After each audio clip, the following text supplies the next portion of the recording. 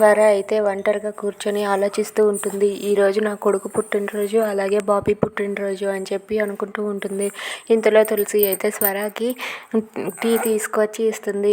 ఈరోజు నేను తీసుకువచ్చాను కదా కొత్త బట్టలు, అవి నానికి వెయ్యి తులసి అని చెప్పి అంటుంది. దాంతో తులసి అయితే సరేనమ్మా అని చెప్పి అంటుంది.